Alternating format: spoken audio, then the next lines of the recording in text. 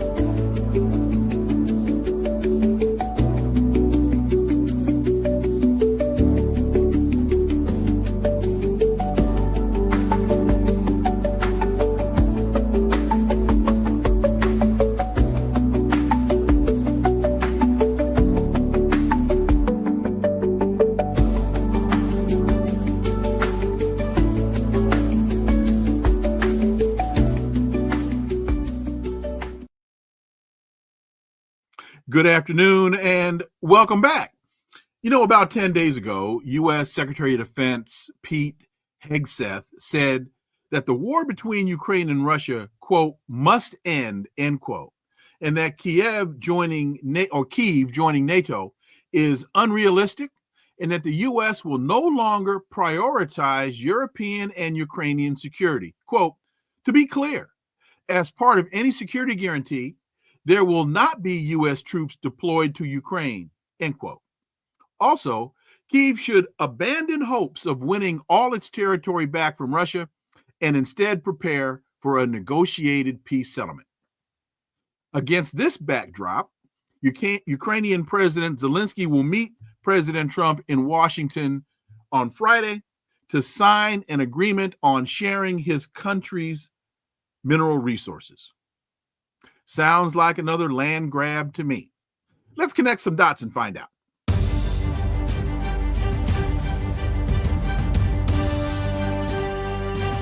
Connecting the Dots with Dr. Wilmer Leon, where the analysis of politics, culture, and history converge.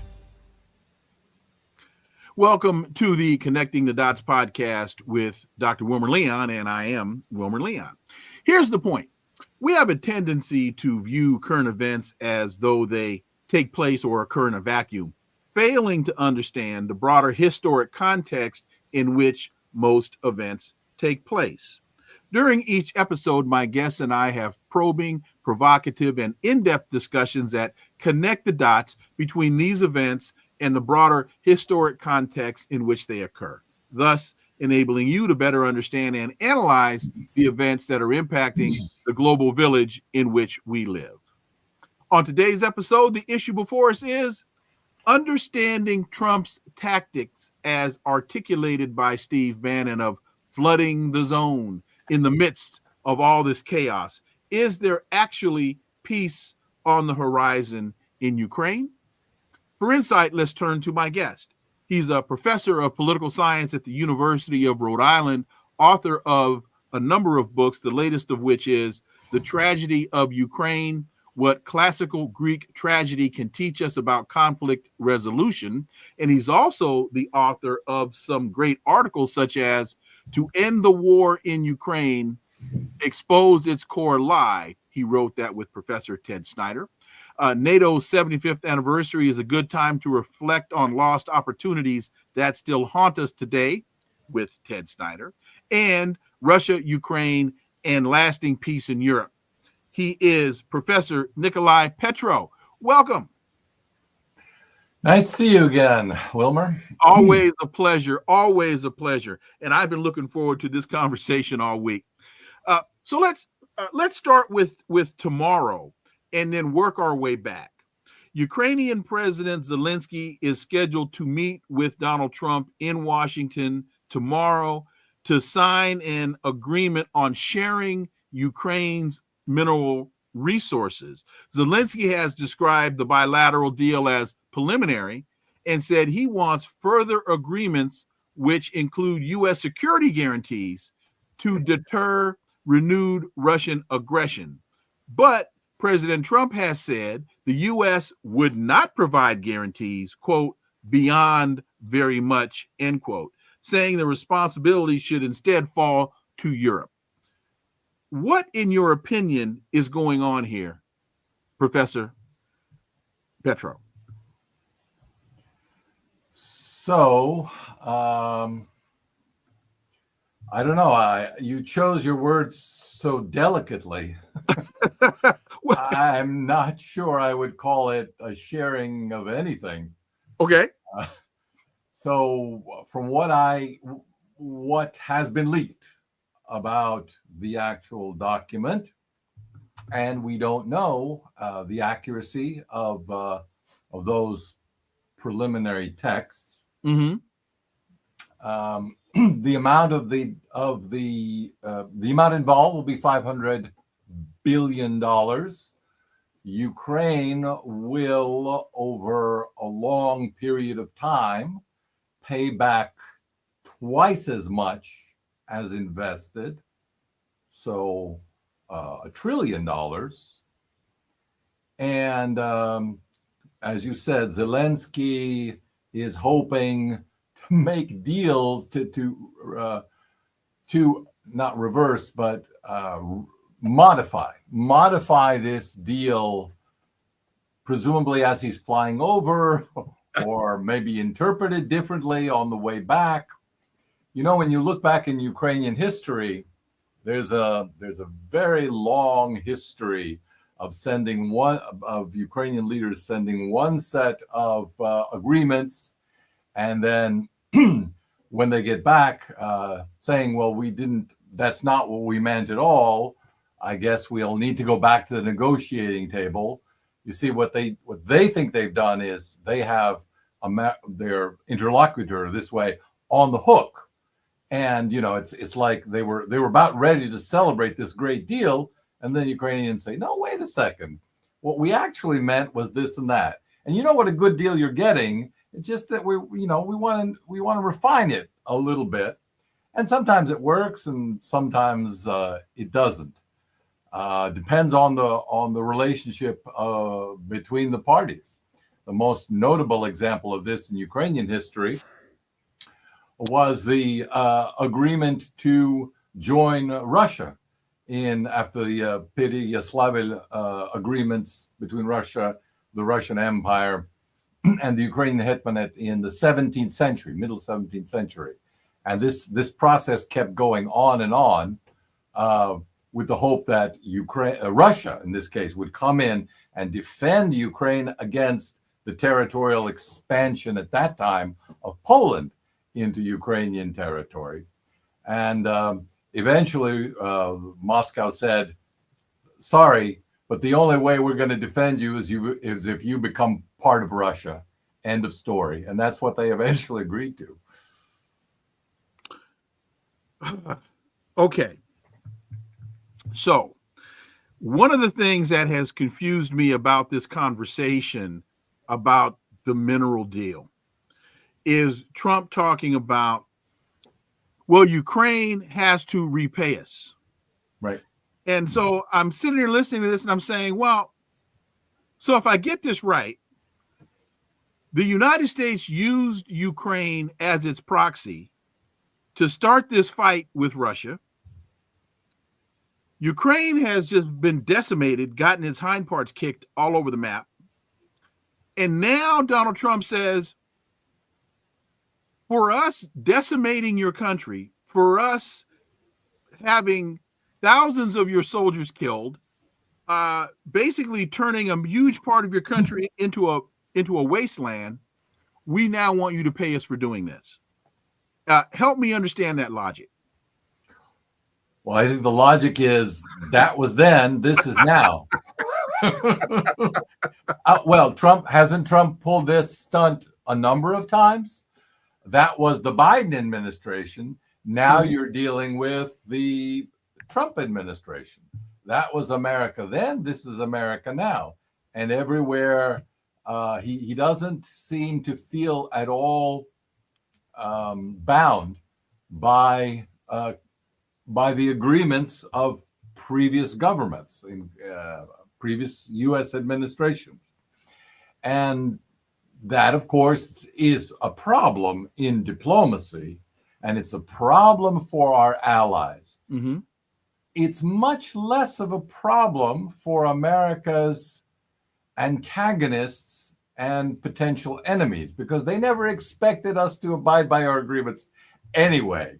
So what it does is it really discombobulates those whom we have traditionally labeled our allies, while, if you will, offering some comfort, and not so much comfort, but saying, or let's say, legitimizing the view of our opponents to the rest of the world, who can now say, well, including our allies, that we can now say, well, we told you so, didn't we? Well, in fact, I'm very glad that you put it in that context, because one of the things that I have been saying to a lot of people, anybody that'll listen, is that this is in Donald Trump's mind, this is the opportunity for him to say, that was on them, it's not on me. The problem that that Joe Biden has had, it was that he started the mess. Joe Biden started the mess and was trying to find a way out and claim that a win, which was impossible. Right. Donald Trump isn't concerned about a win. Donald Trump can just say, even though Trump sent weapons into Ukraine before Biden got there, Trump can just say, hey, well, Joe Biden started this mess. I didn't. I'm getting out. I'm looking at China. It's an interesting strategy. And I mean that sincerely. It's an interesting strategy for getting out of this conflict by the U.S. administration. Because, as you rightly pointed out, having made this a moral crusade, the Biden administration had no other options. You can't pay enough. There was no price that was too high to pay, no endeavor that would not be worth doing to defend the freedom of the world, and Ukraine was at the forefront of this. So there's no ability to retreat here, even when that objective of defending Ukraine, which they had equated with the defense of the West, became nearly impossible. It's becoming increasingly obvious that to everyone, even in Washington, that Ukraine is going to lose this fight. Now, Trump comes along and basically, without really attacking that premise, simply says, we have to consider America's interests. And if you want me to defend Ukraine, it'll have to be under the terms of this new contract. I think it cannot have escaped him or his advisors that the governments in Kyiv of the past have a long history of not fulfilling those contracts, at which point the Trump administration, if they so choose, will have an easy out. We agreed to these terms. You're not fulfilling them, so you can't expect the aid that we would have promised you under the terms of that agreement. In terms of Zelenskyy coming here to meet with Trump tomorrow, and one of the things that President Putin has been very consistent about is, I can't talk to Zelenskyy, I can't negotiate with Zelenskyy because he's not the president of Ukraine. And we've been hearing from the Western press, well, because it's a time of war, that he is still president. But I seem to recall reading that as far as the Ukrainian constitution is concerned, Zelenskyy's term has ended. And even though martial law has been declared, the power of the presidency reverts to the Rada, it doesn't remain with the president. So can you help clarify what I see as either some ambiguity or at least some just flat out misunderstanding? I wouldn't hold up much hope of influencing the outcome of the negotiations through casuistry, through this kind of legal nitpicking of the law. It is worth pointing out, and it can be an element in of leveraging these negotiations, to point out the contradiction between the Ukrainian constitution and the enabling legislation which the Rada passed later to link the terms of martial law to the inability to hold elections. So the Constitution, as you say, makes no provision for the extension of the president's term beyond its mandate, period. Because the fear of the authors of the Constitution was that you will use some excuse. And Poroshenko actually tried, some speculate, some scholars say, to do this in the lead up to the 2019 elections, which he lost. Because as you'll recall, there was a crisis in the Sea of Azov, where Ukrainian ships tried to go through. They were prevented by Russian boats, and there was a shootout, and the boats were seized and later returned. So that too led to the imposition of martial law over the eastern half of Ukraine at that time, and it was only thanks to a united letter written by the three former, at that time, living presidents of Ukraine that said this should not be tolerated because it is an abuse of constitutional power. So now we have a similar crisis, but the Rada has passed legislation that stipulates post factum that the Constitution doesn't need to be interpreted this way, that under specific provisions of martial law, elections do not have to be held, including presidential elections.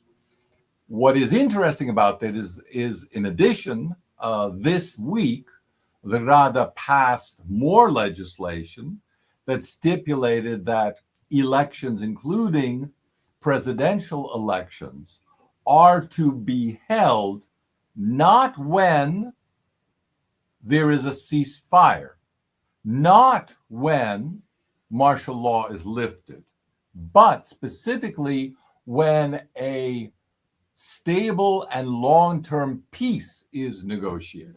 Well, who knows when that's going to be, so they're, again, fudging the terms of the Constitution to support the presidency, since the president's party from the last elections before the war has an absolute majority in the unicameral parliament, the Rada.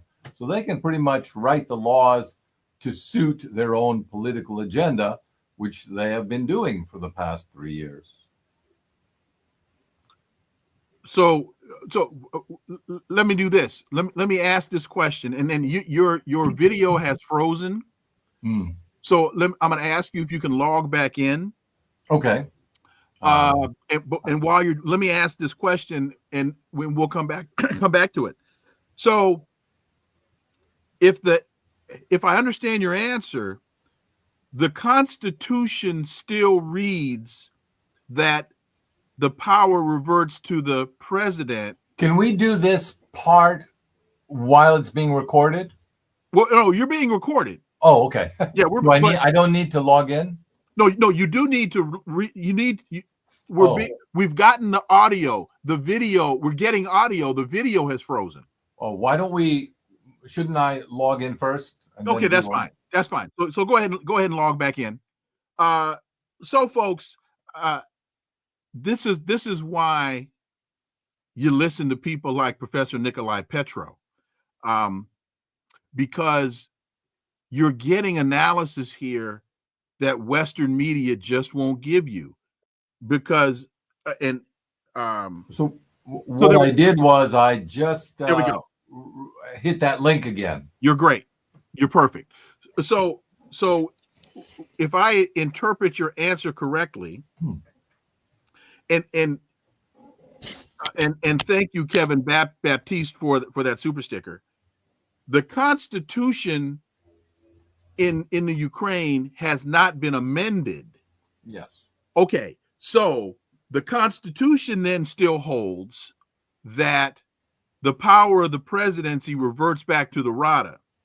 What his party has done is pass laws to enable him to continue in that position, even though the Constitution has not been amended. Under martial law, yes. Okay. To continue under the current conditions, which are conditions of martial law. Then what I added, and I don't know if you got, is that they passed an additional resolution this past week that defined the proper conditions under which the presidency, they could hold elections. And those go beyond even a ceasefire, right, and beyond the lifting of martial law to stipulate the realization of a stable and long-term peace. And Cherie, thank you for that super sticker, that $20 super sticker. Thank you. But I'm sorry to keep nitpicking on this one. No, go ahead. But I'm focused on the Constitution. So the Constitution hasn't been amended. So they're operating outside of their constitutional authority. No, I mean, okay. The issue with the Ukrainian Constitution, as with all constitutions, is that it is subject to interpretation. In other words, the Constitution defines certain conditions, but it doesn't address the difficulty of what if those conditions are not ideal? What if they're slightly different? How much of the constitutional stipulations still apply? My sense, and this is just me, and constitutional scholars will always disagree on various points, but my reading of what we would call in this country the original interpretation of the Constitution, the authors of the Constitution, was to lay as clear a marker as possible and a boundary on the term of the president, because they were afraid of the president extending his term at will. Now you can debate, well, the situation is so dire today in Ukraine that any reasonable person would argue that there should be a reasonable extension. Okay. And here we can remember Benjamin Franklin's famous dictum that the Constitution is not a suicide pact. I think that's what those who argue for this interpretation, the legitimacy of the current president, would make that argument. Okay. So Trump said last week, Ukraine started the war. Zelenskyy is an unpopular dictator whose mandate has expired. Today at the White House, sitting with Keir Starmer, Trump was asked, "Do you still think Zelenskyy is a dictator?" And his response was, "Did I say that? I can't believe I said that." Well, and you want me to comment on that? If you so choose. Well, I would say once you finish laughing, yes. Yeah, I know, I'm laughing through tears. It kind of depends on how you interpret Trump's mischievous sense of humor. Was he being sincere? Was he being forgetful? Was he mocking the press? I think it's the latter. I didn't see it, so I don't. Yeah, So it is what it is. I will, however, more importantly, perhaps, like to correct you on an earlier point that drives me up the wall because it is so reflective of the inaccuracy of Western reporting. So much Western reporting. And it is the report which you've cited that Trump blamed Zelenskyy for initiating the war. I remember that quote. We went over it. I printed it out for my students in class, and we went over it in some detail. It does not say that, and he did not say that Zelenskyy started the war.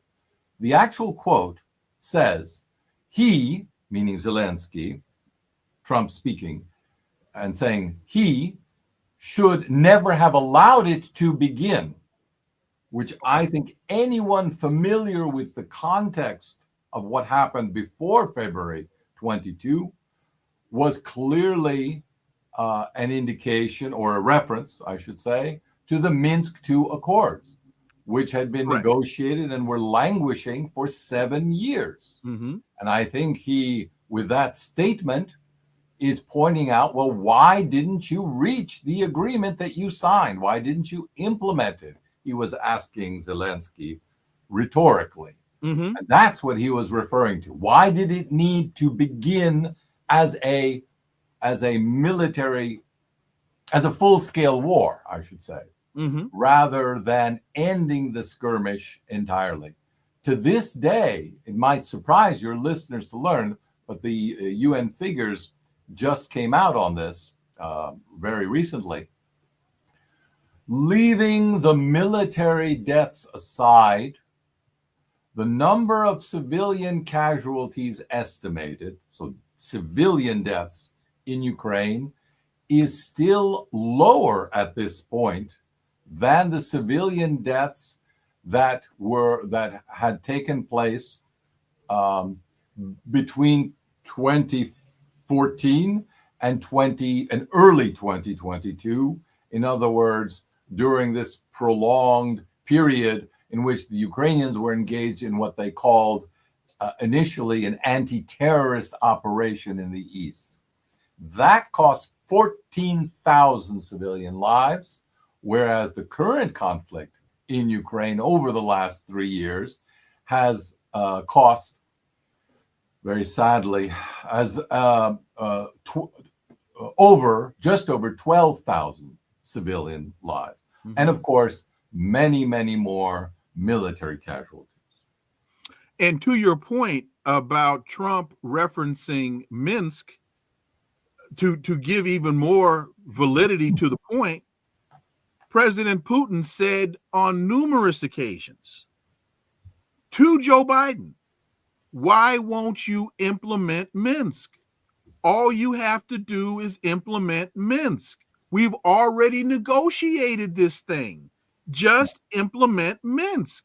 And that fell upon deaf ears. And then, of course, we know that German Chancellor Angela Merkel admitted publicly, oh, we never intended for that thing to be implemented in the first place. We were just trying to buy time to enable the Ukrainian military to reconstitute itself and gain strength. And her contemporary colleague in leadership at the time in France, François Hollande, confirmed that was their strategy. You are correct. In public. Mm-hmm. This takes me back to the point I made at the outset of our program, namely that having negotiated one thing,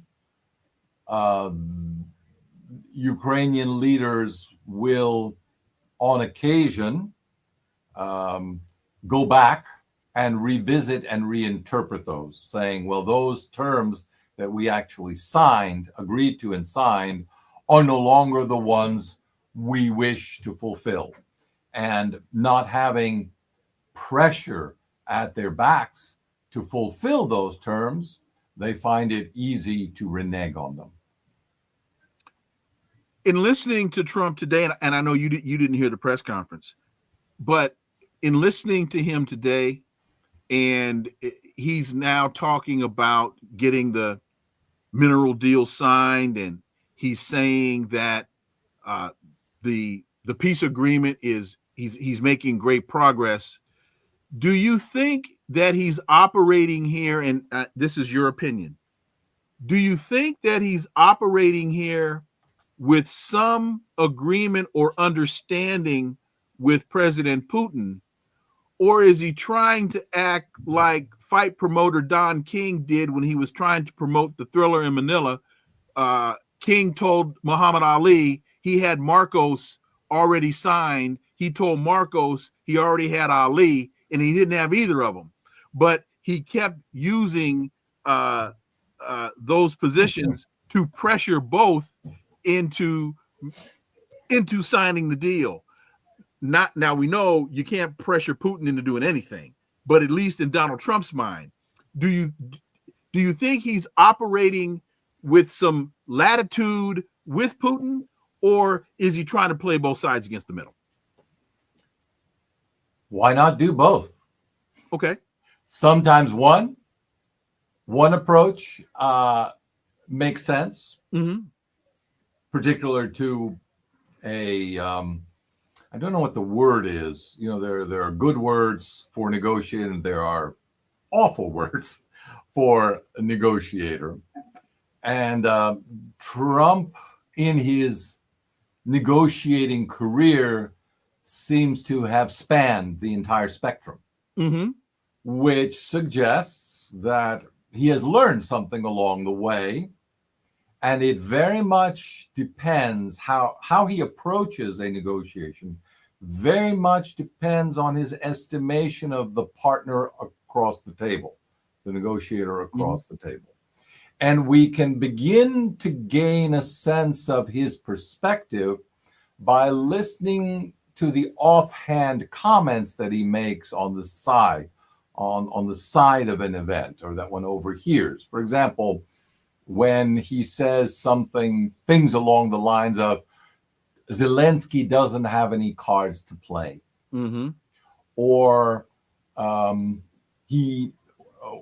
his delegates let it be known that American companies are indeed interested in getting back into the highly lucrative Russian market, and not leaving it to the people that refused to withdraw from the Russian market during the era of sanctions, who are now making money hand over fist in Russia or from the Russian market.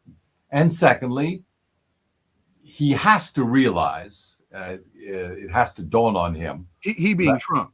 Yeah, he being Trump. Okay. That the largest country in the world has much larger rare earth and mineral resources than anything Ukraine could come up with. So by talking about his interest in Ukraine, he is willy-nilly suggesting that if a good deal could be made with the bigger partner, the more attractive market for him, he would be more than willing to listen to that offer. Indeed, there is a way of looking at the current deal that might or might not, I still think, be signed with President Trump, that Zelenskyy intends to sign, or is reputed to want to sign with Trump on rare earths and minerals, that indicates or suggests that since a substantial portion of those minerals are now under Russian control, de facto, they're in the territories occupied by Russia,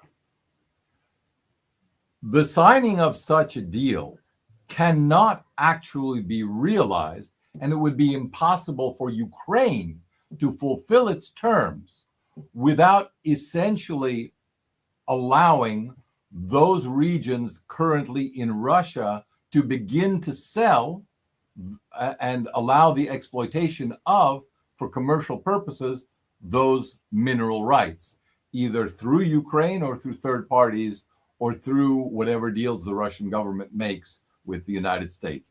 There is no way to realize this deal without that acknowledgement. So that's a backdoor, a way in for the United States back into the Russian market, even if that Russian market is technically, under international law, still in Ukraine.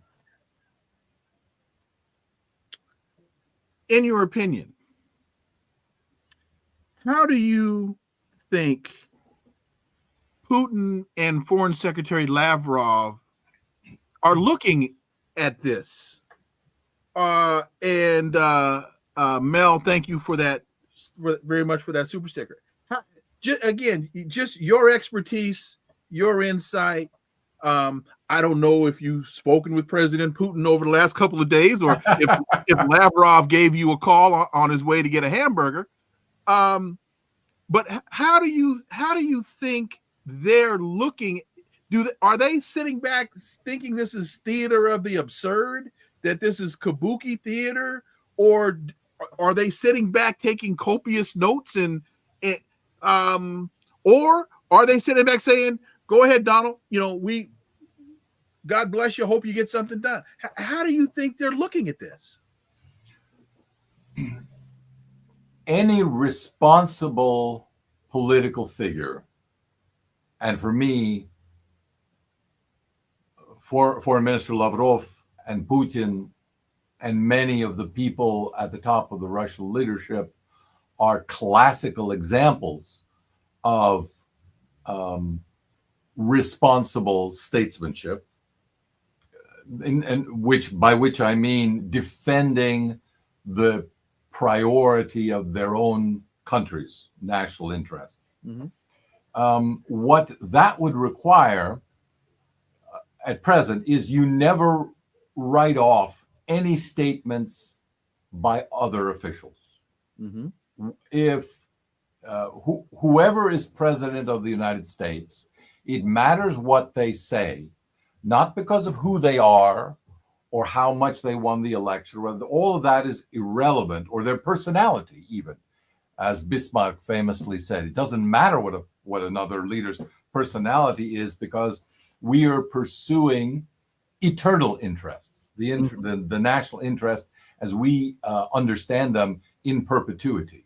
So in that context, you respond and take note of everything. Mm-hmm. And you treat it very carefully with the utmost, not respect, but the utmost seriousness. Mm-hmm.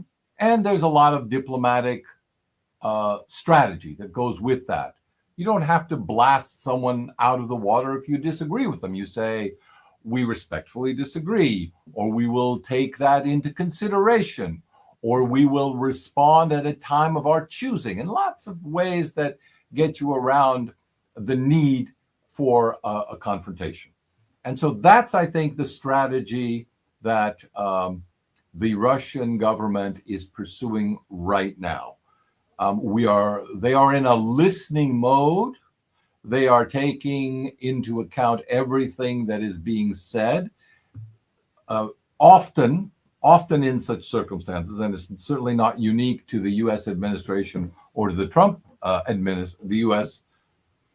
Foreign policy or the Trump administration, individual office holders will say things that are contradictory, in which case you don't fly off the handle. You wait for a clarification. You wait for the senior official to clarify what they meant. A good example was even after the meetings that were recently held mm-hmm. between Rubio and Lavrov and their teams to open up this new phase in Russian-American relations. There was a leak about three stages in the plan that I forget some journalist of some repute had put out, and so it was being circulated. And so Foreign Minister Lavrov, as he later explained in public, contacted Secretary Rubio and said, "Is there any truth to this? Was there something you needed to tell me?" And Rubio said, "No, the journalist just invented that." And so to make sure that there was a public consensus on this, Lavrov later mentioned that he had had this discussion with Secretary of State Rubio, in which the latter told him that there was nothing to this report. And that's the end of the story. So that's how these things do properly get dealt with. So I think Russia is now in a waiting mode. And when you're in a waiting mode and you have lots of ideas flashing by you that are being proposed, what should you be doing? What does a good diplomat do? They respond positively to the ideas that they would like. Mm-hmm. that they say, oh, that would be lovely for us. Let's do more of that. And if the other side follows up on that, great. If not, then we're sitting back and waiting for the next round of proposals. What's your take on how, in the public space, President Trump has articulated a number of positions that are contrary to the dominant Western narrative, as in, you got to give up territory. Joining NATO, not likely to happen. You could have solved this 3 years ago. I think referring to the agreement that Zelenskyy and President Putin had agreed to, and then Boris Johnson flies in and scuttles the whole thing, saying the West will not support this any way, shape, or form. Right. What do you think about how? Because people have asked me about this, and I say, well, a broken clock is right twice a day, and so on this point, Donald Trump is right. You could have stopped this 3 years ago. You're gonna have to give up territory, and you're not getting into NATO. So, your thoughts? I don't think it is as absurd and destructive as some commentators in the mainstream media would like us to believe. Okay. And the reason is, and I think Trump has a powerful message here, and it's been well articulated by others, by the Vice President Vance and by Secretary of State Rubio in particular, where they've said, diplomacy can only succeed if it's based on a realistic assessment of what is happening. And that has been failing in American diplomacy before. Because they haven't been diplomatic. They've been dogmatic and imperialistic. For reasons that have nothing to do with the actual balance of power. And that's been the problem with American diplomacy. You can have a very demanding, maybe even you can make outrageous demands. You can have a demanding diplomacy, but you have to have the power to back it up. Mm-hmm. I mean, to remind everyone of the famous phrase by President Teddy Roosevelt that we all learned in school, that you can walk softly, but you need to back it up with a big stick. You have to have that, mm-hmm. and you have to be willing to show it and to use it when necessary, when pushed. So what Trump is letting people know, in so many words, is that the Biden administration and its officials have been lying to the American people about the condition of Ukraine and how close it is to defeat. And that it is essentially not going to do that. And by telling people the truth, the administration is also obliged now to act in accordance with reality. And once we act in accordance with reality, we will have an effective diplomacy. That's the Trump message, as far as I can tell. And that to me also sends a very clear signal to President Putin that he's dealing with somebody who understands reality. True enough. The argument that critics of this position have made during the Biden administration and continue to make now is that we don't need to pay attention to reality.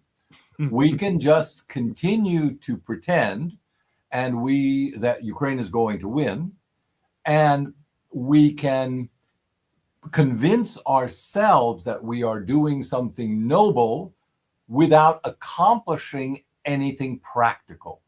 That seems to me the gist of Biden era diplomacy. So it's really a stark contrast, in my opinion. Well, and to your point, therein you're talking about Tony Blinken's rules-based order instead of doing analysis and engaging in diplomacy from the perspective of international law, and the evidence of the failure of that mindset. To me, that takes me back to early in the Biden administration when Tony Blinken met with the Chinese delegation in Anchorage, Alaska, and the Chinese looked at Blinken and said, "Man, what are you doing? Who do you think you're talking to? Right. We're China, damn it. And we're not going to sit here and listen to this blather from you. We're going to lunch." One of the most embarrassing and darkest chapters in American diplomatic history, which revealed the lack of ability to comprehend reality that had set in already at the outset of the Biden administration. And given, I think, their ideological proclivities, they simply couldn't turn their backs on that, because the alternative would be to acknowledge limitations on their ideology, limitations on their liberal globalist ambitions. And they just were not willing to do that, no matter what the cost to the United States, and as we now see, to America's allies, first and foremost to Ukraine. Now, so I said at the outset that we were going to start with tomorrow and work our way back. And in working our way back, you and Ted Snyder wrote a piece, to end the war in Ukraine, expose its core lie. And you write, the essential argument used to avoid negotiation and continue support for the war in Ukraine is based on a falsehood. That falsehood, repeated by Joe Biden, is that when Putin decided to invade, he intended to conquer all of Ukraine and annihilate it. And then you go on to talk about the argument that Russia always intended to expand further, attack NATO, and reestablish the Russian Empire.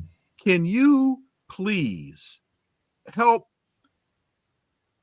for those that are listening, put an end to this ridiculous? I remember listening to Joe Biden speak before Congress about the war and say, Vladimir Putin has been very clear about his intention to expand this beyond Europe, and never offered one statement by Lavrov, by Putin, by anybody to support that assertion. He just said it. The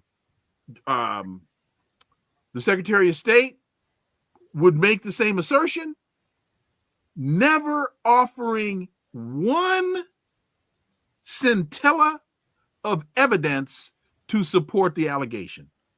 Dr. Petro. Well, that's easy to explain because there is no documentary evidence to support that. And don't take my word for it. Take any Russian scholar, and of course, the paragon of international relations theorists, Mearsheimer. John Mearsheimer has made this point repeatedly, to no avail. My point being, this is a religious belief on the part of its advocates. It requires no proof. You will see the proof everywhere, all around you. You will see it in Putin's mannerisms. You will see it, if he didn't say it, in things he left unsaid. You will just see it everywhere, and it cannot be argued rationally in those terms. Because if it could, as Mearsheimer and every other serious military analyst has pointed out, no one would have invaded a country the size of Ukraine with the small number of troops that Russia invaded at the outset of the war. Especially understanding the reality that Ukraine was the proxy of the United States. I would say, especially if your objective was to conquer the entire territory. Right. It would make no sense. Correct. To go in with this type of military force. The entire general staff would resign in protest anywhere.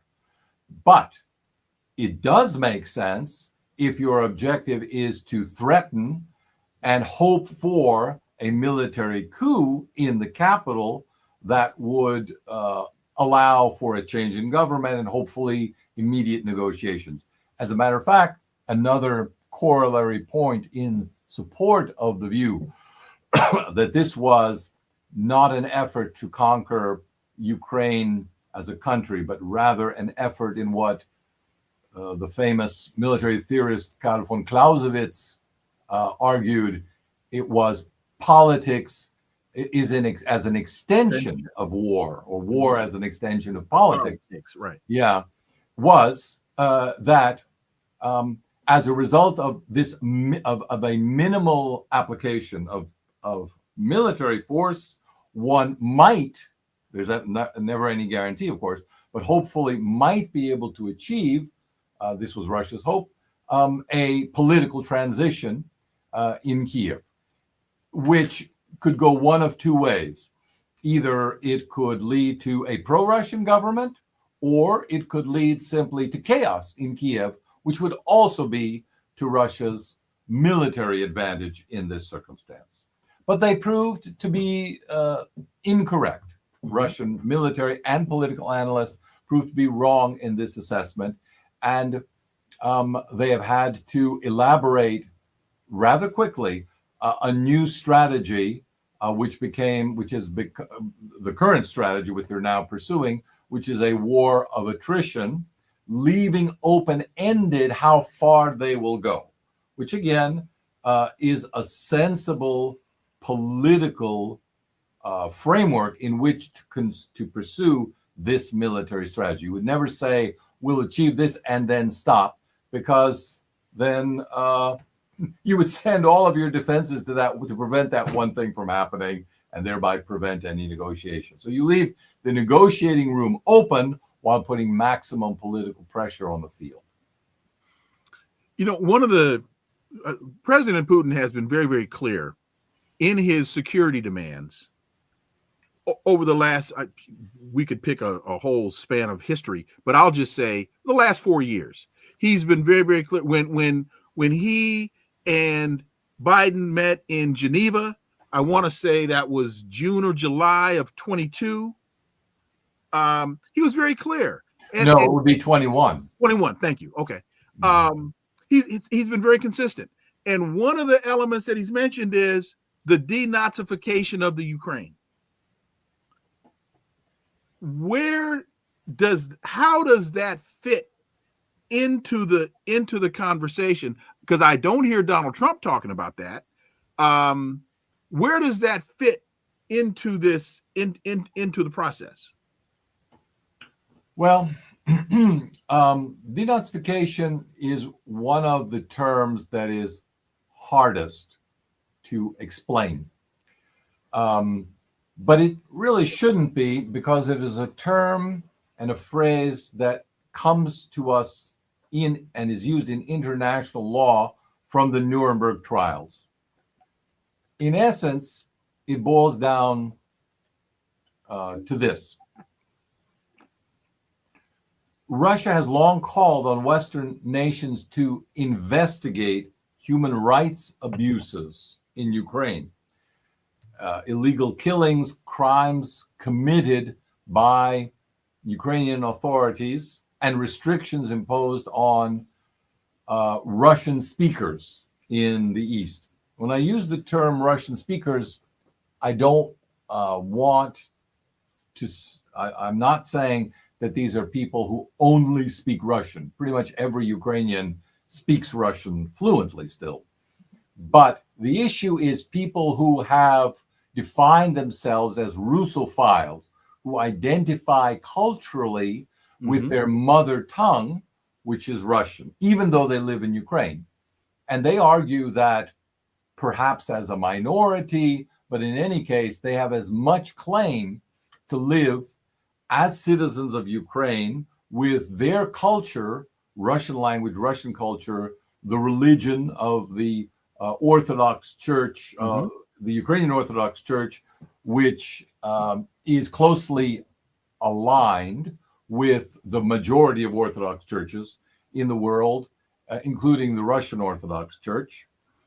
All of that constitutes a cultural minority which deserves protection.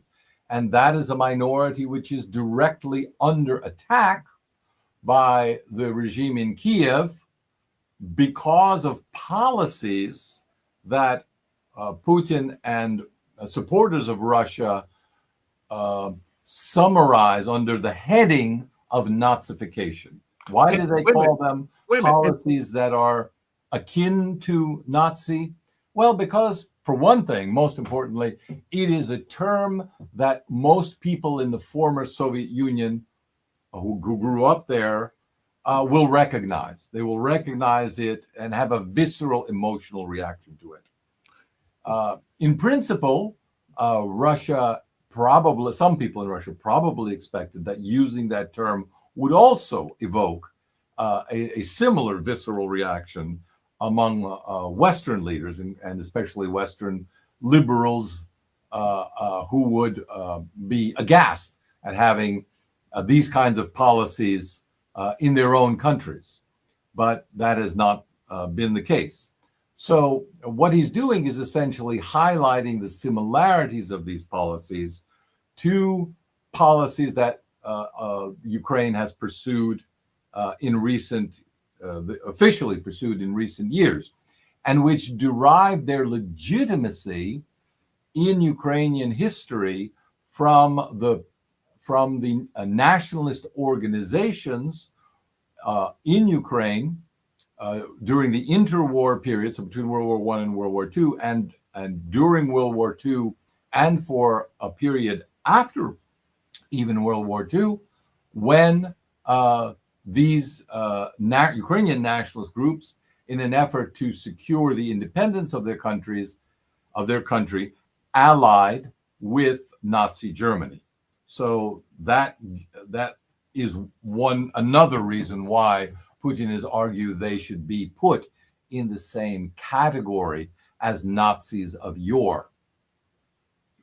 You mentioned that these ethnic Russians, or the Russophiles, as you refer to them, you said they've been under attack. Some would say that the attempt is ethnic cleansing of these people from the Donbass region. Well, the ethnic cleansing is on the books. It hasn't happened yet, but there was a legislative proposal made in I believe 2021 by then Minister of Resettlement Alexei Reznikov, who later became, after the war, full-blown war began in 2022, became the Minister of Defense. He made a proposal which was approved by the Rada to resettle after the war ended all those who had chosen Russian citizenship and had, or in any other way, collaborated with the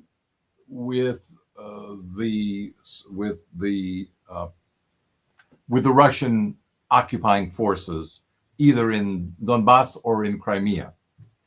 And that policy stipulated, if necessary, the forced repatriation of several 100,000. The estimates differed, but Reznikov acknowledged that it was likely to be over 500,000 people, former Ukrainian citizens, or perhaps people of dual citizenship, even so, continuing to be both Russian and Ukrainian citizens, as well as Russian citizens, I should say, Ukrainian citizens as well as Russian citizens, to deport them forcibly from Ukraine. So that, I would say, has long been the policy, the stipulated policy of the Ukrainian government. I have a couple more questions. Can you give me a little more time? Yes, sure. Okay, great. Thank you. I really appreciate that. As I have had discussions and engaged in various panels, and one of the dominant narratives in the West is Putin is a dictator, Putin is insane, you can't trust Vladimir Putin, all that vilification of him. And my response to that tends to be, well, I'm not really going to get caught up in all of that. I never met the man. That's fine. But I say to them, if you're going to engage in honest analysis of this circumstance, you at least have to understand that President Putin and Russians in general bring a different sense of history to this analysis. Russia lost 25 million people in World War II. The United States lost 400,000. That was fought in their backyard and their front yard and in their damn living rooms. Other than Pearl Harbor, it wasn't fought here.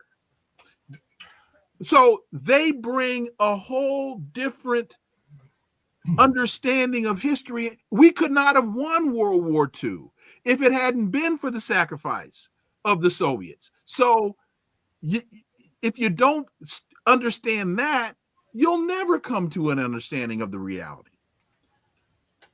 Fair enough, but I think that approach, that argument, has one serious weakness. Okay. And that is that the rebuttal that, well, then you can excuse any awful thing by going back in your history and saying, well, we're just making up now for what we lost then, or something like that. This argument based in history cannot and is not a legitimate defense under international law. Oh, I'm not trying to wait a minute. I'm not trying to defend anything, because I don't. One of the things that I have noticed is when the West decides to attack, they vilify the enemy. And so when people say Vladimir Putin is an authoritarian, well, who's more authoritarian than Donald Trump? Who's more authoritarian than Joe Biden trying to impose this commission on the disinformation commission?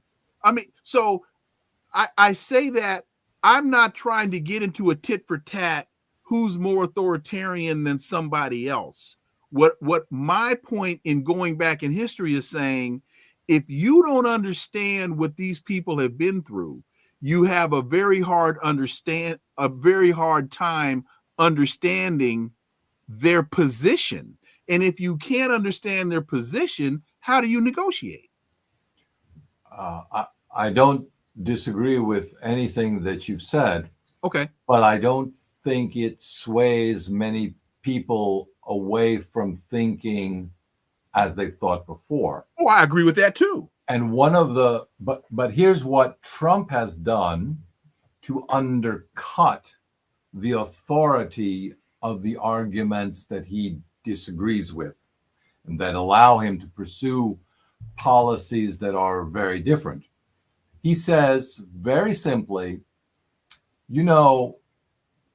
how can one argue from what has happened to Russia, from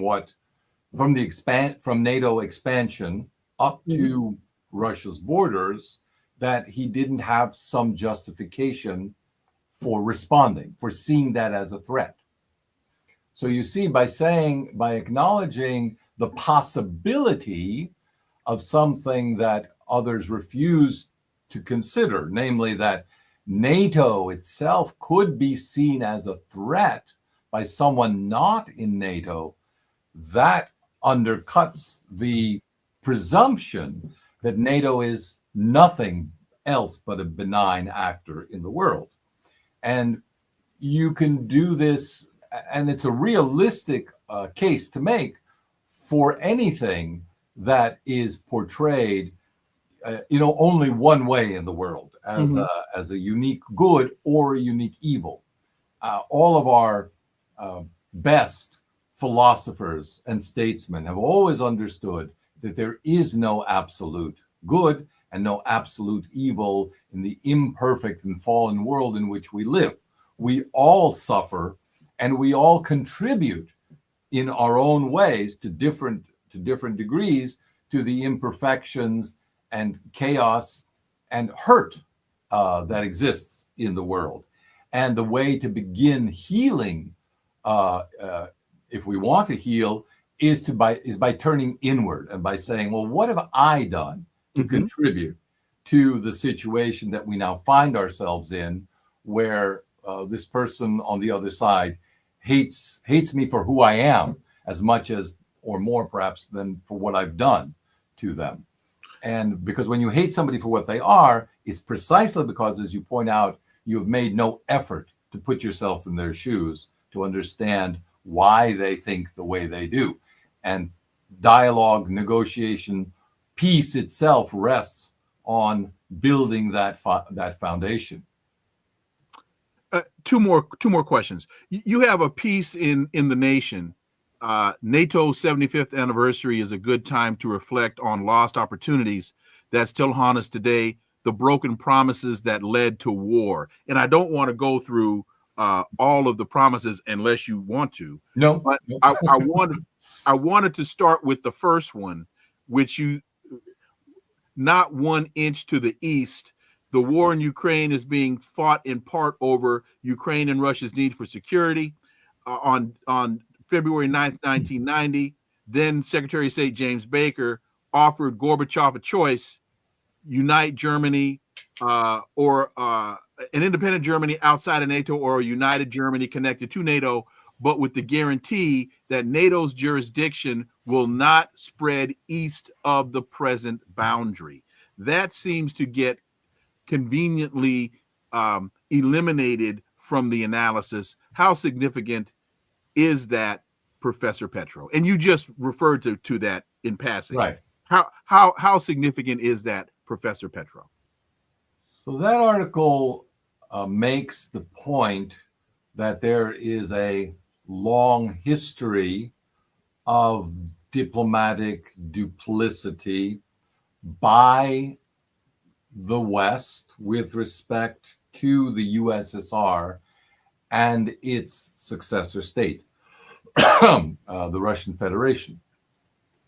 And it goes through not just picking and choosing what to remember, but the sources that were all present at the table, including the British, including the Germans, including the Soviet negotiators and the American negotiators, all of whom confirm what was said at the time regarding NATO's promises not to expand eastward. And that's well documented. And if you just want a summary, yes, please go and read my article or Professor Surratt's book or any of the National Security Archive archives, which are available online from GW University in Washington. But The most interesting today part of that article, which I wrote, I guess, nearly a year ago, and is still relevant today, is when it asks, what's a better alternative? Okay, NATO has expanded to what it has expanded to. And we could continue down that road and continue to exacerbate the current conflict. Or we could revert to the original alternative that was discussed and to a limited extent endorsed in treaties in 1990 of creating a better alternative to NATO, because NATO expansion never allowed from the get-go, never allowed for the inclusion of Russia in NATO, which would have solved all our problems. Yes. In fact, Russia wanted to join NATO. 4 times the proposal was made, 3 times, as I understand it, by Putin himself to various NATO secretary generals, who were either, as Lord Robertson, the initial attempt, totally unprepared for this turn of events, to others who simply stipulated that that would be impossible. And as a result, you don't have the uniting of Europe. You have the dividing of Europe. You have the ostracism of what, by any historical framework, any historical measure, any political measure, any economic measure, is Europe's largest country. It's its own caboose. If you took Europe as French President de Gaulle understood it, from the Atlantic to the Urals, the center of Europe is in Lithuania. And it would make, as I said, Russia, Europe's largest country territorially, Europe's largest economy, and its largest resource base as well. So I would say that a whole Europe, which it would be able indeed to defend its own interests against other global powers and to assert these interests, would be one that would have to include Russia. And the framework for that existed and continues to exist. It's one that Russia keeps insisting on, in the phrase indivisible security. Everybody should have the same security guarantees, but not at the expense of any other member. And that's what has to be negotiated in a truly comprehensive pan-European framework. We had this before, or we had the first steps to it in the Helsinki agreements signed in 1975, which were, again, I would reiterate, an alternative to the militarization of the political framework of Europe, which we see in NATO. And what we really need to do, if we want to combine and make Europe whole, its political ambitions, its military ambitions, and its economic ambitions, is to find a pan-European framework that will include both Russia and Ukraine, with both of them sitting at the table and Europe at their backs, urging them to negotiate between themselves and with all other European powers. Peace is assured. Is a problem to this pan-European concept and de Gaulle's definition of Europe expanding to the Urals? I've read where there are a lot of Europeans that don't see Russians as European. They see them as Slavs. And as such, there's a racist element to this, excluding Russia from the broader European construct. Of course there is.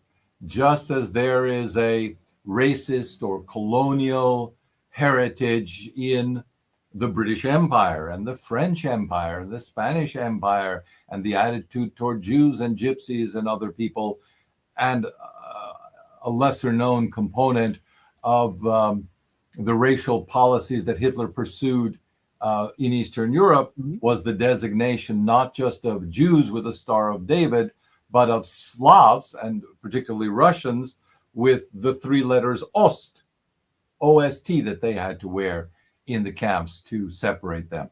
Yes. What did those three letters stand for? They stand for East, the German word for East. Okay. Or as Hitler once put it, the Russians are the Negroes of Europe. Mm-hmm.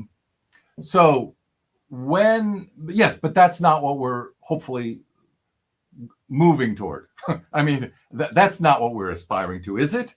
I mean, I would hope we would be aspiring to get ourselves as far away historically from that heritage and toward an EU which is indeed multicultural, pluralistic, and respectful of the diversity, not just the biological diversity and regional diversity, but the cultural and linguistic diversity of which it should be rightly proud. And it cannot be that in its fullness, in its proper fullness, without including Russia and Ukraine. I guess the most important novelty, I would say, in my idea as I've proposed it, is I'm not just talking about bringing Russia into the fold, and I'm not just talking about bringing Ukraine into Europe, into the European fold. I'm talking about bringing both of them together, which makes a fight between them and within Europe impossible. And Mel, again, thank you so much for that super sticker. Greatly appreciated. And folks, we really appreciate your generosity and your contributions, and understand we're doing this for you, but we can't do this without you. Final question, Professor Petro, and thank you so much for your time and being so gracious with it. You in your piece, First Broken Promise. No, I'm sorry. The piece where you talk about the U.S. government knew as far back as 2008 NATO expansion would force Russia to intervene. The "niet" means "niet," State Department cable, and I make that point because I think it's important for, as you point out, former Ambassador U.S. Richard Burns, who is now the CIA director, knew as far back in 2008 that there was going to be a fight. No means no. Niet means niet, and Russia wasn't joking. Right. Well, Ambassador Burns has moved on. He's no longer CIA head. But he is, a lot of, we may be reading too much into that cable, because as an officer, as an embassy officer, as U.S. embassy officer, as I briefly once was, I felt and was told that you have an obligation to report of the views of the other side as accurately as possible. Mm-hmm. So in doing so, he was simply doing his duty. Right. He didn't express his personal opinion on the matter, and I'm not sure that in any capacity he would have had much of an opportunity to do so, because that is the proper purview, not of the ambassadors and civil servants, but of the elected officials to make the ultimate decision as to what to do. So even if all your specialists say don't do that, you might, for whatever reasons you have to do so, decide you're going to do it anyway. Mm-hmm. Because as President Lincoln said when he was outvoted by the cabinet during the Civil War, he said, "This is not a democracy." Or at least the cabinet, he said, is not a democracy.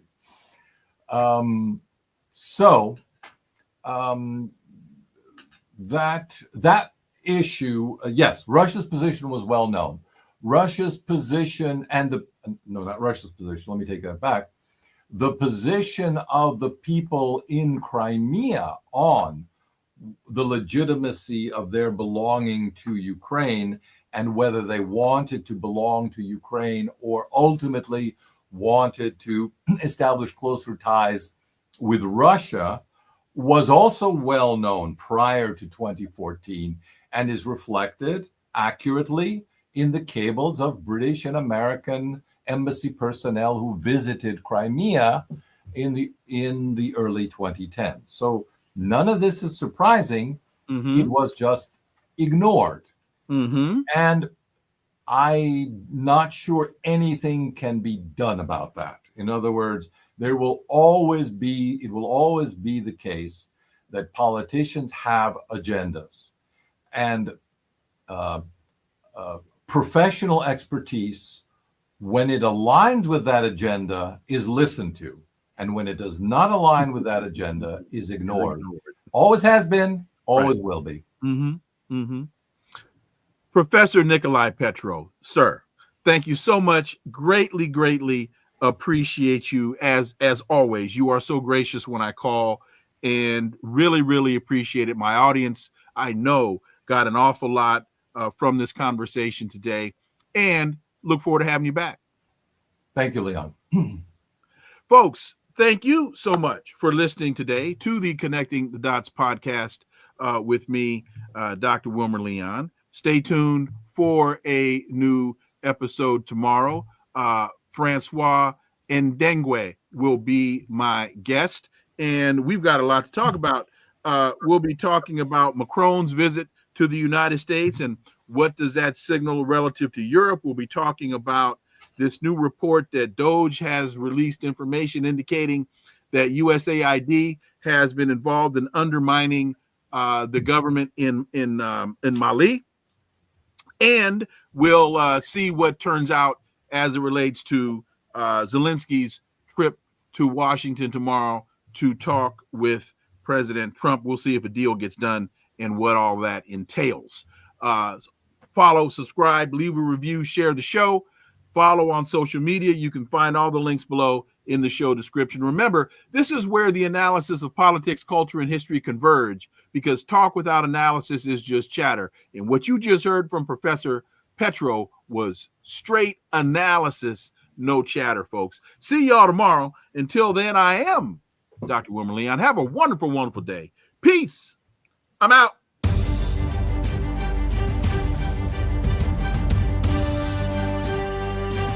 Connecting the Dots with Dr. Wilmer Leon, where the analysis of politics, culture, and history converge.